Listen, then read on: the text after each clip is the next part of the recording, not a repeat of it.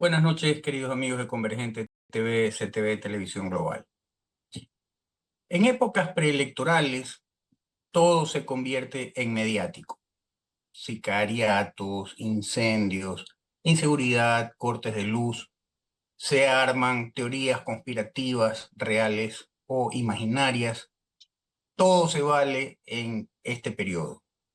Para poder analizar sobre todo esto, hemos invitado eh, al general Paco Moncayo, quien se ha ganado un lugar en la historia del Ecuador, no solo por haber sido quien comandó, uno de los que comandó la defensa de nuestro territorio en la guerra del Cenepa, sino también por haber sido un excelente alcalde de Quito y por haber sido quien de una manera u otra llevó tranquilidad al país luego del convulsionado golpe de Estado en contra de Abdalá Bucaram.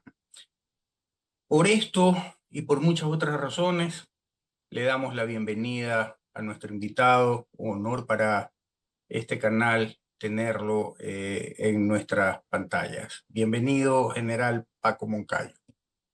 Muchísimas gracias por haberme invitado. Un saludo muy cordial a usted. Qué gusto verle hace mucho tiempo y, por supuesto, eh, también a la gran audiencia que tiene este programa, como todos lo sabemos. Muchísimas gracias, mi estimado general.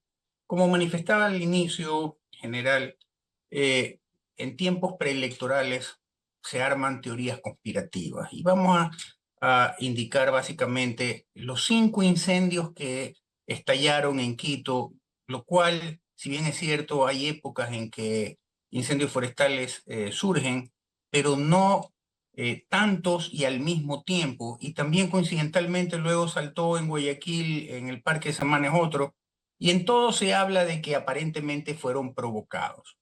¿Cabe o no cabe aquello de que se quiso generar terror en la ciudadanía? Bueno, la verdad es que los acontecimientos que sucedieron en Quito son de difícil interpretación. Por un lado, es evidente que existió una falta de planificación, un descuido en el manejo de los planes de riesgos que esta ciudad los tenía muy bien desarrollados, una sequía intensa. Todo eso sumado creó este ambiente complejo. Es ya reconocido y están también enjuiciados 3 personas por haber iniciado esos incendios. Esperemos que sea la fiscalía, el sistema judicial, el que determine si hubo o no alguna intención política. Yo, lastimosamente, después de lo que hemos visto en los últimos años, ya no descarto nada. Así es que hay que esperar que la justicia establezca las responsabilidades que correspondan. Ahora el Ecuador es solamente una plataforma, somos víctimas de un problema que se origina en otros países y le puedo explicar sencillamente. Todos sabemos cómo se ha incrementado radicalmente el consumo de la cocaína en Estados Unidos, en Europa. O sea, el problema se origina por esa demanda. El arbusto de coca sería un arbustito más que nadie le tomaría en cuenta, de no ser por el enorme consumo y creciente consumo de esta droga en Estados Unidos y en Europa. O sea, parte del problema son los mercados. Por otro lado, el problema ecuatoriano es un desbordamiento del problema colombiano. Mientras en Colombia no se hagan bien las cosas, nosotros vamos a seguir soportando las consecuencias. Mire, cuando yo estaba en servicio activo y mucho después, en Ecuador decíamos que por el norte limitábamos con las FARC, porque era evidente que las FARC tenían el control territorial de la frontera nuestra tanto frente a la provincia Esmeraldas como frente al Carchi y sucumbidos. Bueno, era un interlocutor. De alguna manera, inclusive las FARC se preocupaban de no crear problemas con el Ecuador porque nuestro territorio les servía como santuario. Esto quiere decir, venían a curarse, a descansar, sin identificarse como guerrilleros, ni mucho menos. Bueno, era un solo poder con el que limitaban, ilegal. Bueno, cuando fracasa el plan colombiano, ¿no? Perdón, el plan Victoria colombiano, simplemente no entra el Estado a copar los espacios que estaban dominados por las FARC y el Ecuador tiene que lidiar con 8, 9 grupos criminales derivados de las propias organizaciones narcopolíticas, porque eran narcopolíticas, hoy son narcocriminales.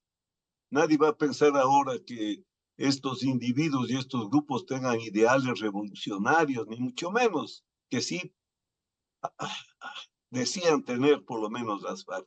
Entonces el Ecuador de pronto limita con 9 disidencias criminales. Y toda la droga que viene pasa por Colombia, pues no es de Colombia, se cultiva en Colombia. ¿Qué sucede con el problema de la pandemia? Que como estaban cerradas las cadenas de distribución de la droga, se estoquearon tanto en territorio colombiano como en territorio ecuatoriano. Como no tenían para pagar con dólares, comenzaron a pagar con cocaína. Y los lobos, los choneros, se convirtieron en comerciantes minoristas de la droga. El Ecuador, que era una isla de paz, ahora es una área de almacenamiento, vías de distribución, y es un país de consumo, que es lo peor que nos podía haber pasado.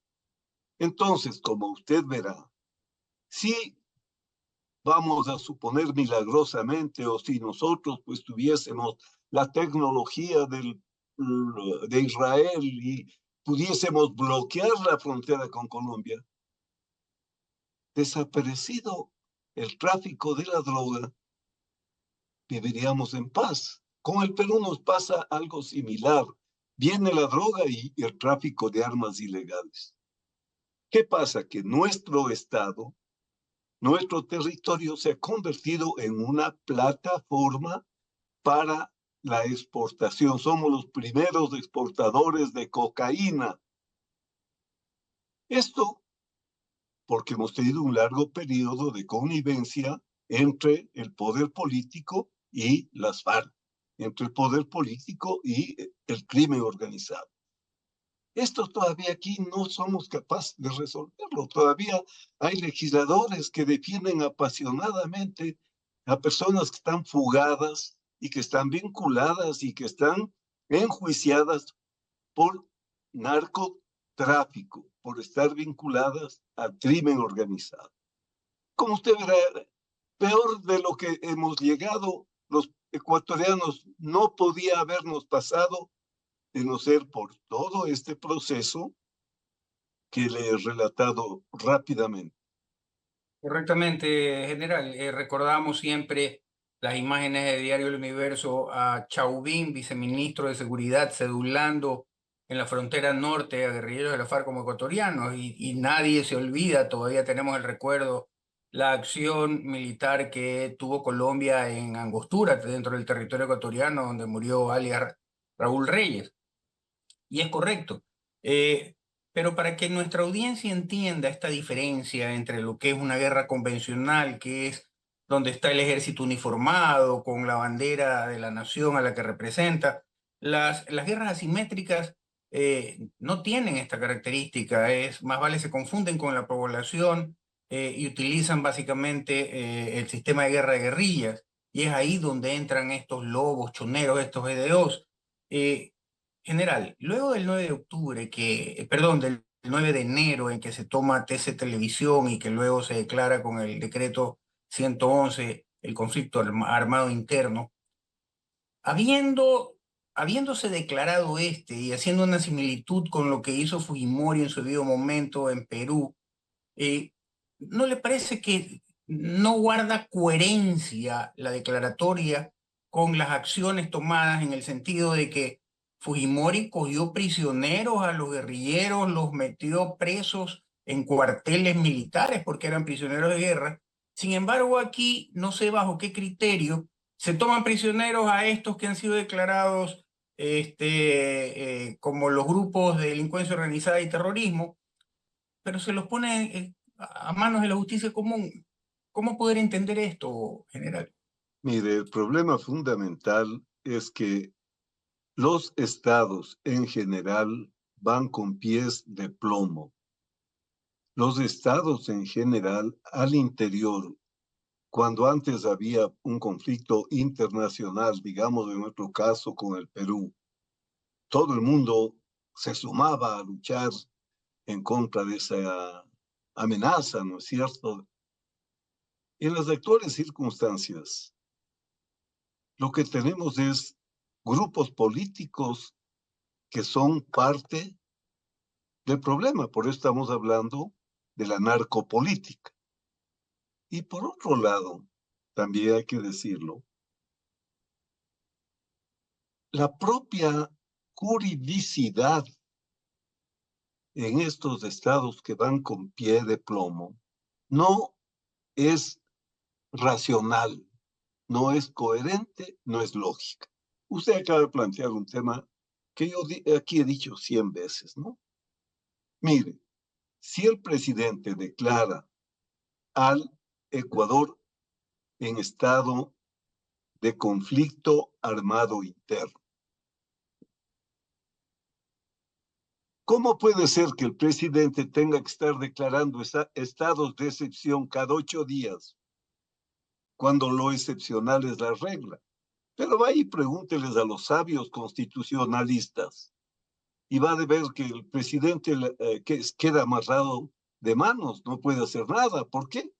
Porque la estructura jurídica del Estado no se compadece con la realidad que vivimos. Declarar que el Ecuador está en un estado de conflicto armado interno es absolutamente legal y jurídicamente muy bien respaldado. Yo soy doctor en Derecho Internacional, o sea, no hablo de memoria. De acuerdo al derecho humanitario, derecho internacional humanitario, ya este momento en la propia Cruz Roja Internacional, en el Comité Internacional de la Cruz Roja, se debate lo que usted plantea, las nuevas amenazas. Mire, de esto tengo escrito hace 20 años, porque no es que nos ha cogido sorpresa. En el nivel académico militar de esto venimos debatiendo 20 años. Hemos escrito decenas de artículos, libros. Bueno, pero el problema fundamental entonces es que no hay un respaldo jurídico para poder combatir a esta amenaza. Como le digo, cuando ya en la propia Cruz Roja Internacional ya se habla pues de conflictos desestructurados, así les califica, conflictos asimétricos, conflictos identitarios. Se habla ya no de un mundo en el que hay una situación de paz, de conflicto o de guerra. No, hoy se habla de zonas oscuras, en las que no hay una realidad concreta de paz, ni de conflicto, ni de guerra, que es lo que está viviendo el Ecuador en este momento. Como les vuelvo a decir, el Estado va con pies de plomo. El Estado ecuatoriano, pobrísimo. La droga tiene recurso económico sin límites, una enorme flexibilidad de estrategia, una enorme capacidad de disfrazarse con la sociedad. una enorme capacidad de infiltrar a los jóvenes pobres que ni estudian ni trabajan y para quienes ganarse unos $3,000 sirviéndoles en cualquiera de los actos criminales es realmente un tema de supervivencia. Entonces, la situación que vive el país, una situación crítica. Sume a esto que tenemos 17 candidatos a la presidencia, porque el señor Correa dejó destruyendo el sistema político en el modelo chavista de tener el partido de gobierno fuerte y decenas de pequeñitos partidos que hagan el show de la democracia. ¿Cómo fue el PRI en México durante 75 años? Eso copiado el chavismo, porque ya tenían vergüenza de hablar de un estado de partido único, como sí es Nicaragua. Bueno, entonces mire usted, en campaña electoral, torpes, inútiles, que no saben nada de esto. Yo no sé por qué quieren ser candidatos. Salve usted de los 17, 4 o 5, pero lo demás es un desastre. Y claro, todos hablan de seguridad y todos saben la fórmula y todos dicen elíjame y no, en 6 meses esto se ha solucionado. Y claro, como hay un presidente candidato, todos le han puesto de punching ball, como dicen, ¿no? En el box, para darle de todos los lados. Y claro, el presidente es un hombre joven, inexperto también, que le ha tocado una carga demasiado pesada para sus débiles hombros, porque hay que decirlo.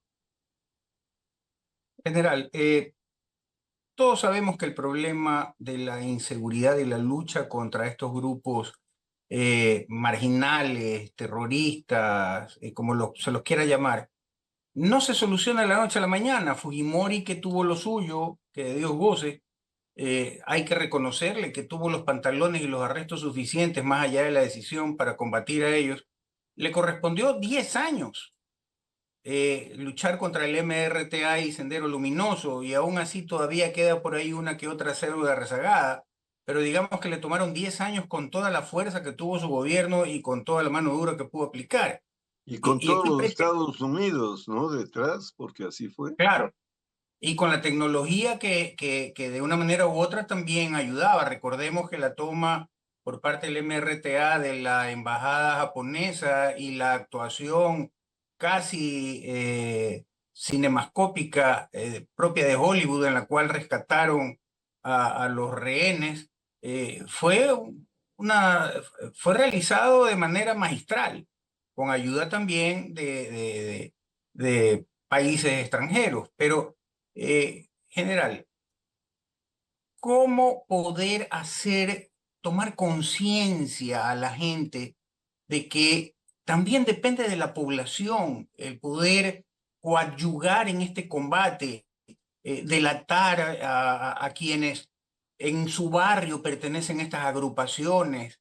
Digamos que en la guerra, en la Segunda Guerra Mundial, la resistencia era civil y la resistencia no era más que poder proporcionar información a los ejércitos para poder combatir a estos que estaban escondidos, camuflados dentro de la población. ¿Cómo poder tomar conciencia de la ciudadanía que también es responsable de la seguridad o de la inseguridad general? Bueno, la verdad es que nos han caído las 7 plagas de Egipto. Entonces, usted a una comunidad que no tiene para comer, con un 70% de gente que trabaja informalmente, con miles de niños y jóvenes que ni estudian ni trabajan. ¿Cómo moviliza a una sociedad así por una causa noble y justa cuando lo que están es buscando cómo sobrevivir cada día? Y vuelvo a decirle, si a un joven de esos le ofrecen unos 3,000, $2,000 y en su casa no hay nada para comer, entonces aquí el problema es que el Estado ecuatoriano ha ido de mal en peor. Nos farreamos el boom petrolero con un gobierno irresponsable, que además fue el que nos dejó en las condiciones que hoy estamos. Ya se sabe ahora las alianzas que había con las FARC, cómo las FARC financiaron sus campañas electorales, ya se sabe ahora por qué sacaron la base de Manta, ya después de la muerte del Mono Jojo y de los discos duros de las computadoras, ya tiene escrito inclusive el presidente Santos un libro entero en el que está todo esto registrado. Esto ya no es calumnio, esto no es meras suposiciones, ¿no es cierto? Entonces hemos tenido un proceso de descomposición del Estado. Da pena, da vergüenza, créame, yo he vivido ya una larga vida amándole este país, apegado a sus intereses, y ver que se lo maltrate así, que se lo destruya así impunemente, créame que para mí es un dolor profundo, profundo, porque inclusive lo poco que pude haber hecho en toda mi vida de servicio no ha servido para nada. Y mi misma reflexión se hacen cuántos ecuatorianos que sí han sido patriotas, que sí han amado al Ecuador, que no han robado en el cargo público, que no han hecho del Estado un objeto de saqueo. Ese es el dolor que tenemos los ecuatorianos de buena fe, que somos la mayoría. Pero ¿cuántos de los ecuatorianos de buena fe están haciendo política? Por ahí va más bien el problema.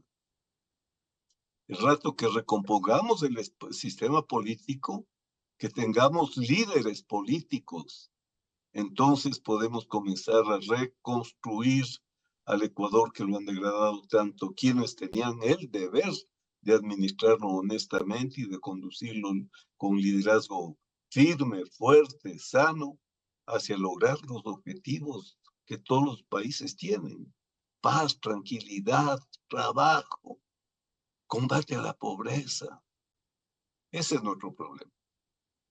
Definitivamente, como usted bien manifiesta, general, la institucionalidad del Estado y de sus instituciones, valga la redundancia, ha quedado totalmente destruida y hay que reconstruirla. General, sabemos que por todas las investigaciones que hay, los juicios, metástasis, etcétera, de que justamente este gobierno que usted manifiesta, el de Rafael Correa, con todos estos pactos más la Constitución de Montecristi, que es garantista de los derechos de los criminales, pero se olvida de los derechos de las víctimas. Sabemos que las cárceles fueron convertidas poco más y poco menos que en centros operativos de la delincuencia organizada. Y sabemos también que a partir del gobierno de Lenín Moreno comenzaron los estallidos de estas matanzas dentro de las diversas cárceles. ¿Qué ha cambiado? ¿Qué se hizo de bien y qué falta hacer? Porque ahora ya no vemos estas matanzas que se replicaron en el gobierno, desgraciadamente, de Guillermo Lasso también. Pero, ¿qué se ha hecho bien? ¿Qué se debería reforzar y qué se debería cambiar para retomar el control de estos centros que deberían de ser centros de rehabilitación y no como los convirtieron en grandes centros de la delincuencia internacional? Ese es un tema también el que no cabe hacer ninguna disquisición política. Son hechos comprobados que el gobierno del presidente Correa entregó los centros carcelarios a que sean administrados por los propios delincuentes que estaban allí. Se ha visto que tenían piscinas, casinos, que hacían grandes fiestas, cumpleaños, o sea, estaban más felices allí adentro que afuera porque estaban impunes. Además de eso, esos eran los centros de mando y control de esta guerra. Desde allí se comandaba. Ingenuamente, tontamente, me parece que en la época de Lenín Moreno, porque ninguno le ha atinado a la seguridad. Les dividieron para que no estén todos en los mismos centros. Les mandaron a todos los centros de todo el país, con lo cual tuvimos puestos de mando y control en todos los centros carcelarios del país. Vea qué ingenuidad, qué torpeza, qué falta de reflexión. Entre las cosas positivas que ha hecho el presidente Noboa, sin duda, una fue que las Fuerzas Armadas tomen el control de los centros carcelarios. Ese fue un cambio radical, porque en estrategia se conoce, pues, no lo que son los centros de gravedad. Si usted está en una guerra regular, trata de destruir, anular a los puestos de mando del enemigo, ¿no es cierto? Bloquear sus comunicaciones, hacerle guerra cibernética al puesto de mando, pues aquí ese fue un paso muy importante que dio el gobierno. Ahora, ¿qué pasa? Que las Fuerzas Armadas no van a poder quedarse ahí siempre, ¿no es cierto? Se necesita un proceso para tener un sistema confiable que está en manos de guardias penitenciarios bien entrenados, bien pagados y muy bien controlados. El otro gran paso que dio este presidente fue declarar al Ecuador en estado de conflicto interno. Un gran paso dio el presidente Guillermo Lasso antes con el Consejo de Seguridad Pública y del Estado cuando declararon ya como terroristas a los grupos criminales del crimen organizado. O sea, son medidas que se han dado, pero usted decía hace un rato, y aquí voy a diferir de su criterio, porque no tenemos que compararnos con el Perú de Fujimori, tenemos que compararnos con México, con Colombia, y allí llevan ya 60 años peleando con esto. O sea, el problema es mucho, mucho mayor, mucho más complejo, no hay recetas. Ahora bien, el Ecuador es un país pequeño, esa es una gran ventaja estratégica. Tiene unas fuerzas armadas débiles, sin armamentos, porque ese fue otro gran mecanismo estratégico del chavismo para tomarse el país, ¿no? Pero tiene unas fuerzas armadas que no han perdido el profesionalismo, que están perfectamente conscientes de su deber con la patria, que son gente decente, que están controlados desde el soldado hasta el general. Aquí, por eso usted ve que es rarísimo que haya por ahí una u otra que no puede tampoco ser perfecta las Fuerzas Armadas. Ha habido algún caso por ahí suelto, pero es una institución sana. Eso es lo importante, ¿no es cierto? Sin armamento, sin toda la aviación del ejército ha quedado en 4 helicópteros, la Fuerza Aérea casi no tiene que volar, todo eso es obra de Correa. Entonces, sin embargo, territorio pequeño.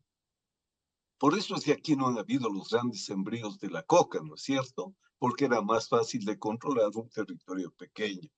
Unas fuerzas armadas sanas, patrióticas, que están haciendo lo que pueden para ayudarle a la policía.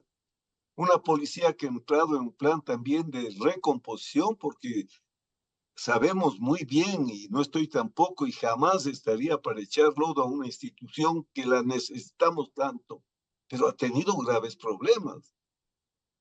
Bueno, pero hay un esfuerzo de esa institución por retomar el control de su gente. Bueno, si es que tenemos estas ventajas, lo que necesitamos, créame, solos no podemos. Yo le digo, con lo poco que sé de seguridad, con la poca experiencia que puedo tener, he mandado todo, desde el pelotón hasta todas las Fuerzas Armadas, en la paz, en la guerra, en los grandes conflictos que usted recordaba, sin perder la cabeza, sin dejar de ser demócrata. Pero necesitamos que los Estados Unidos, que Europa, pónganse un poquito. Ya está bien que den miles de decenas, de centenas de miles de millones de dólares a Ucrania, pero se les está quemando el patio trasero. Igual a los europeos. Yo he visto estudios muy serios sobre escenarios estratégicos en Europa, no consideran siquiera el crimen organizado y el narcocrimen como una amenaza. Se les están muriendo los jóvenes, les están envenenando a las generaciones más jóvenes y están pensando, ¿cuánto más mandamos a Ucrania? ¿Qué más necesita Israel? Y acá, entonces necesitamos una responsabilidad compartida con Perú, con Colombia. El Ecuador solo no va a poder. Necesitamos que Estados Unidos, que Europa, que son los centros de consumo. Yo digo, no estamos pidiendo caridad, no estamos pidiendo asistencia, estamos pidiendo seguridad cooperativa, porque si la amenaza es común, tenemos que aplicar un sistema de seguridad cooperativa.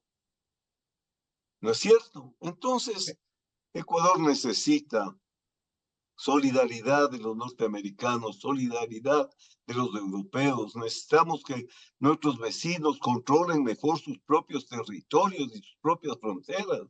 ¿Cómo podemos nosotros, un país pequeño, con fuerzas armadas comparadas con las de Perú y Colombia, pequeñitas, con policía pequeñita al lado de lo que tienen Perú y Colombia, hacer lo que no quieren hacer los vecinos y hacer lo que no quieren hacer las grandes potencias? Así tenemos que pensar los problemas. Somos, después de todo, 17 millones de seres humanos, pues que necesitamos también no pagar las cuentas de Colombia, del Perú, necesitamos también que haya solidaridad en la lucha que debemos dar en contra de esta amenaza que es la peor de la historia de nuestra patria. Usted, de general, ha utilizado un término que lo venimos escuchando desde después de la Segunda Guerra Mundial y de hecho después del gobierno de JFK, John Fitzgerald Kennedy, que es el patio trasero, Latinoamérica, el patio trasero de los Estados Unidos. Y las situaciones han cambiado geopolíticamente hablando porque ahora resulta que ya los terroristas no necesitan enviar a sus huestes, sino que se han confabulado también, y esto está comprobado geopolíticamente hablando, con el crimen organizado y resulta que son los miembros de estos grupos criminales los que al momento de necesitar a tener una acción terrorista, lo realizan justamente con estos grupos de terrorismo organizado. El presidente Lasso hablaba de un plan Ecuador, que estaba tratando de llevar adelante con los Estados Unidos un plan Ecuador. ¿Se ha dado o no ese plan? Y por otro lado, viendo la magistral actuación de Israel, el Mossad, con estos ataques casi quirúrgicos que le han aplicado a Hamas y teniendo también una buena relación con Israel que se inició con el gobierno del expresidente Lasso, ¿por qué no pedir ayuda tanto a Estados Unidos, a Europa y a Israel en el tema de tecnológico? Porque eso es darle en la yugular, por decir de alguna manera, a estas organizaciones criminales. Sí, mire, hemos tenido que combatir la estulticia de pensar que una base norteamericana, que no era base norteamericana, era una base logística y de inteligencia, en la cual los aviones que volaban estaban con los pilotos ecuatorianos, pero existía personal de alto nivel de formación en los temas de la inteligencia cibernética y con los equipos que tienen, pues los Estados Unidos, mandaron sacando del Ecuador, porque son imperialistas por nuestra soberanía. Ahí está la soberanía. Nuestra soberanía está pisoteada por albaneses, por italianos, por mexicanos, por colombianos, por brasileros. Mire usted, por supuesto que el Ecuador tiene una magnífica relación con Israel de mucho tiempo, Yo fui agregado militar en Israel y conozco muy bien a ese pueblo. Pero en la situación que están ahora ellos, ¿qué van a pensar en otras cosas que no sea resolver su propio problema? Sí, los Estados Unidos han adoptado una actitud positiva, pero mire, el presidente Lazo, con esa ingenuidad nuestra, pues no, hizo un plan Ecuador y dijo, voy a Washington, igual que hubo un plan Colombia, tiene que haber un plan Ecuador. Y llevó un plan de 5.000, 6.000 millones. Cero. ¿Cómo se entiende? Entonces, vuelvo al tema. Yo no soy llorón, nunca he sido llorón, no estoy poniéndome de víctima, pobrecitos los ecuatorianos. Y no estamos pidiendo de caridad, le estamos diciendo compartan responsabilidades. Ustedes con la demanda generan el problema. Compartan responsabilidades. Y Colombia, ustedes son los que siembran, ustedes son los que cosechan, ustedes son los que hacen la pasta de coca, ustedes son los que hacen la cocaína. Controlen pues sus fronteras. El Ecuador está en un grave problema, tenemos que salir airosos de este problema, necesitamos que los políticos, yo esto vengo predicando, una prédica para sordos, pongámonos de acuerdo en una sola cosa, sea de izquierda, sea de derecha, sea de centro, sea lo que sea, una sola política de seguridad. Seguridad como política de Estado. Debatamos todo lo demás, pero en seguridad debatamos cómo hacer mejor lo que estamos haciendo. Claro, podrán decirme, pero si es que hay contaminación en la política, en la función judicial, claro, pero se puede a esa parte dañada, aislarla y los ecuatorianos ponernos de acuerdo en que este es un tema de supervivencia, que aquí no podemos jugar con el futuro de nuestra patria, que no podemos por ningún concepto ser concupiscentes con el crimen organizado, que cuando hemos querido hemos podido salir adelante en momentos cruciales y difíciles. Hay que hacerlo. Quizás alguna vez les llegue a los oídos de nuestros 17 candidatos que quieren ser presidentes sus deberes Pero cívicos con el Ecuador. de esos 17 candidatos, no muchos, por no decir ninguno, ha dicho qué es lo que va a hacer en la lucha contra la inseguridad, simplemente generalidades, no ha especificado nada. Pero la realidad es que pareciera que todos han adoptado el sistema del mudo. Dicen muy poco o hablan muy poco, se van en banalidades en TikTok y no aterrizan nada. En general, en toda guerra también hay guerra psicológica y mucho se ha dicho y hay algunos medios de comunicación que lamentablemente se prestan para todo esto. Han por ahí mandado aquella noticia de que 6.000 efectivos de las Fuerzas Armadas han pedido la baja y que no le han dado la baja. Esto me parece, puede que esté equivocado y usted corríjame por favor, en el sentido de tratar de generar, sembrar en la mentalidad del ecuatoriano de que nuestro soldado tiene temor y por eso pide la baja ante este conflicto armado interno. Pero como usted bien ha manifestado, nuestro soldado ha dejado bien en alto su valor, su amor a la patria y tal. ¿Esto es o no también parte de la guerra psicológica de estos GDO y de estos grupos políticos ligados a los GDO? Claro, hay un problema fundamental y esto hay que decirlo.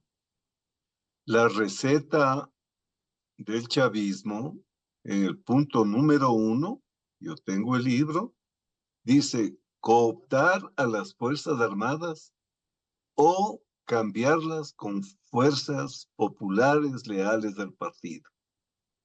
No pudieron con las Fuerzas Armadas ecuatorianas.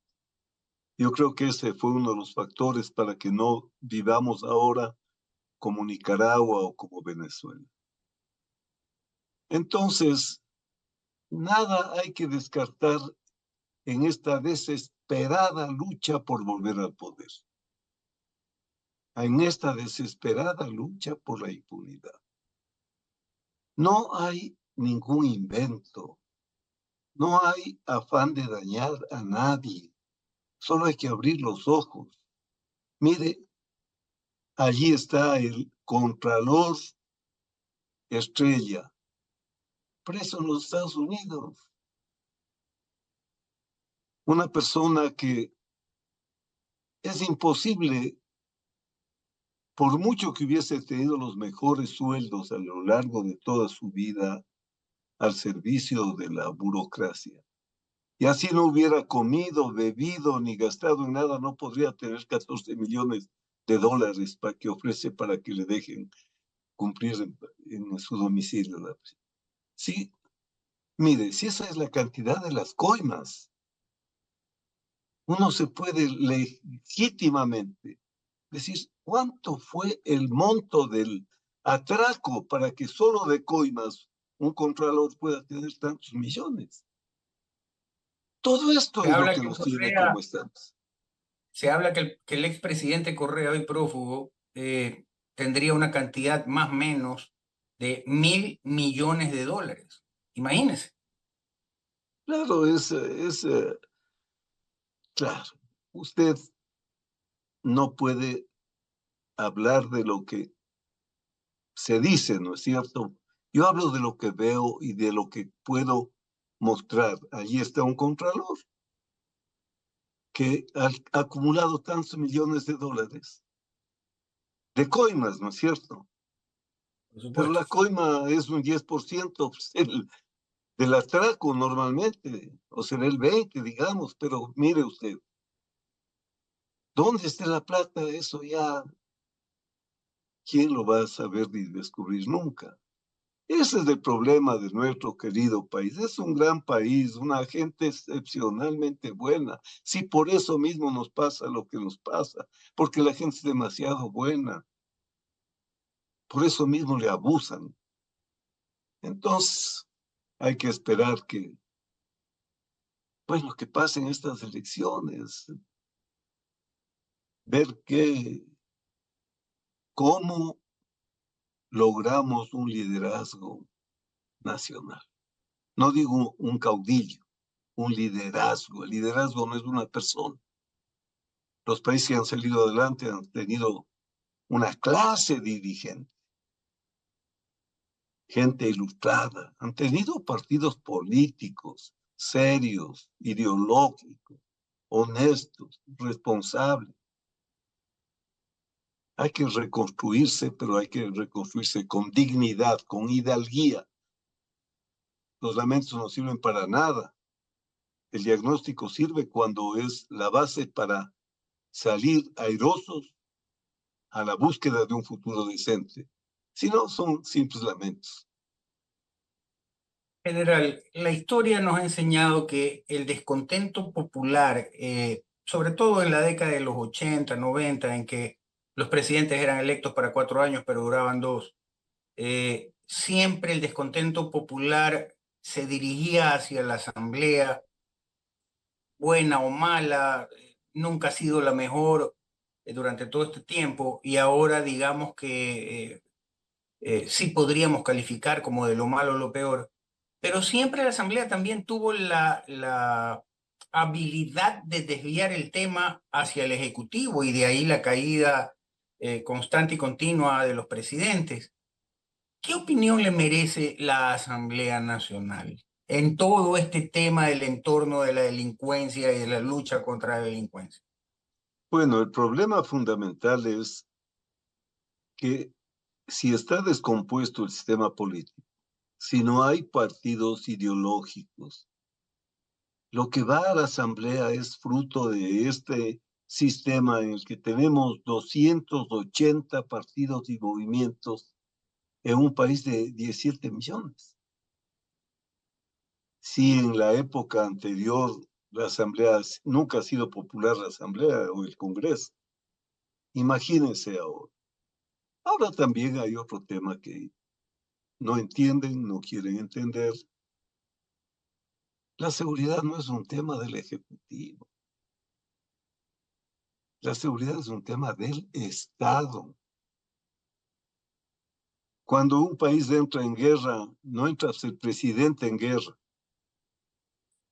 entra el Estado.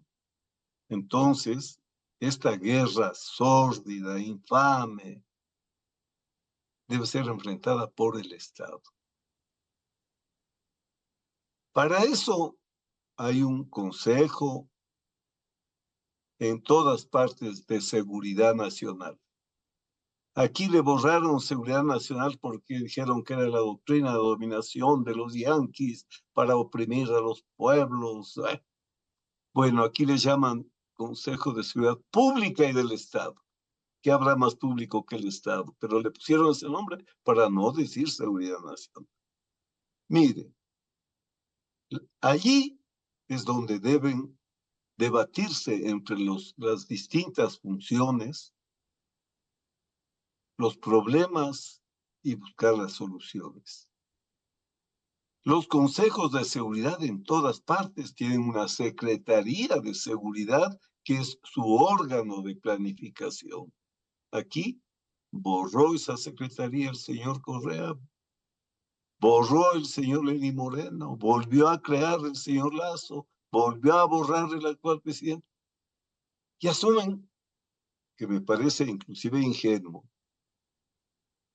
se asumen como salvadores, como redentores y no distribuyen la responsabilidad. Lo mismo pasa en cuanto a los niveles de gobierno. La seguridad no es un problema del nivel central. Eso pusieron torpemente en la Constitución de Montecristi y todos los alcaldes se lavaron las manos. Mire, yo cuando fui alcalde 2 periodos tuvimos el mejor plan de seguridad ciudadana de la historia. Venían a ver de otras ciudades, de otros países, nos invitaban a nuestros técnicos y nosotros también aprendimos. Aprendimos de Medellín. Yo mismo me fui a Medellín, que había sido la ciudad más peligrosa del mundo, y se convirtió en una de las más seguras. De allí vino el profesor Acero, el general Gallego, con ellos trabajamos y ellos mismos hacían lo que a nosotros nos costó 20 años, de aquí hemos podido hacer en 2 años. Pero como salió esa norma constitucional, los alcaldes se lavaron las manos. Mire, la seguridad ciudadana es del alcalde, no puede ser del ejecutivo. Bueno, hoy están recuperando recién estas responsabilidades, ¿no? Que son propias en todo el mundo de las alcaldías. La seguridad ciudadana es un tema de alcaldes. Esperemos que vayamos entrando en razón, entendamos que en la seguridad, como en cualquier otra actividad, hay una ciencia, hay una doctrina, hay protocolos, hay procedimientos. No se puede improvisar en seguridad y es lo que lastimosamente hace. General, el tiempo vuela y sobre todo con temas tan interesantes como el que usted ha tocado y con respuestas tan certeras como las que usted ha dado. ¿Cuál sería su recomendación para el futuro presidente de la República, el que le corresponda desde el 24 de mayo del 25 al 24 de mayo del 29 gobernar? Lo que tenemos que hacer es tener una doctrina de seguridad nacional que no tenemos, tener una planificación nacional de seguridad, tener un sistema de seguridad nacional que fue desarmado y ha sido armado, desarmado, vuelto a armar, vuelto a desarmar. Entender la política de seguridad como una política de largo plazo, como una política de Estado buscar todos los acuerdos entre los sectores políticos y los sectores sociales, porque ese es el otro tema, y usted sí lo dijo. La seguridad es un tema de nivel de gobierno central, provincial, cantonal, parroquial, con la ciudadanía, con las organizaciones de la sociedad civil. Mire, cuando yo fui alcalde, teníamos pues comité barrial de seguridad, consejo zonal de seguridad, consejo metropolitano de seguridad.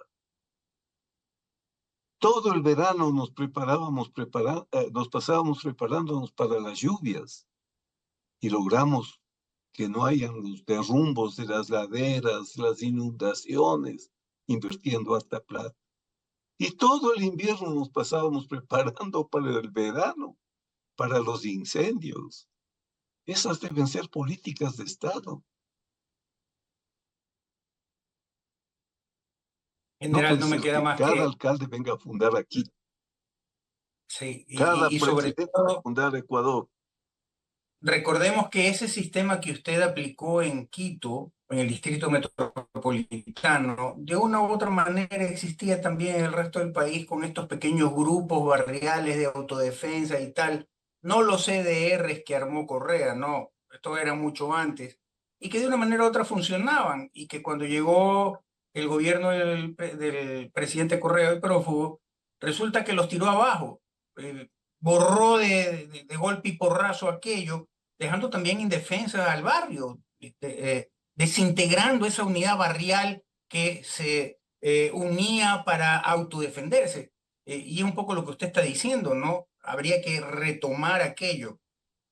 General, le agradezco muchísimo su intervención. Quiero también agradecer a las 40.000 hogares que nos ven en cada programa, 92 grupos que nos reproducen en los 3 continentes, con lo cual tenemos un alcance aproximado de 2 millones de personas.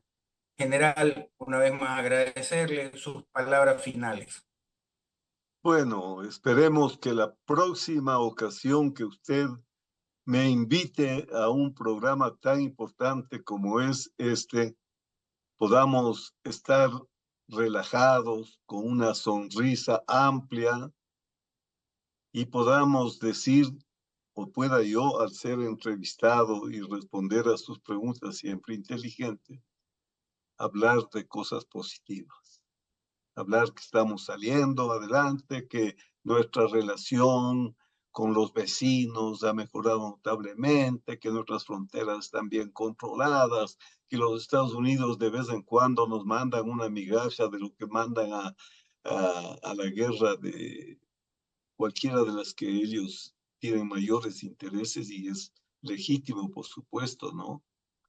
Y que ya nuestra sociedad está saliendo adelante. Esperemos que así sea la próxima entrevista. Hay que ser esperanzados y optimistas. Así es, general. Las puertas de esta casa siempre están abiertas para usted y para sus sesudas opiniones. Muchas Muchísimas gracias. gracias. Una buena noche. Buenas noches.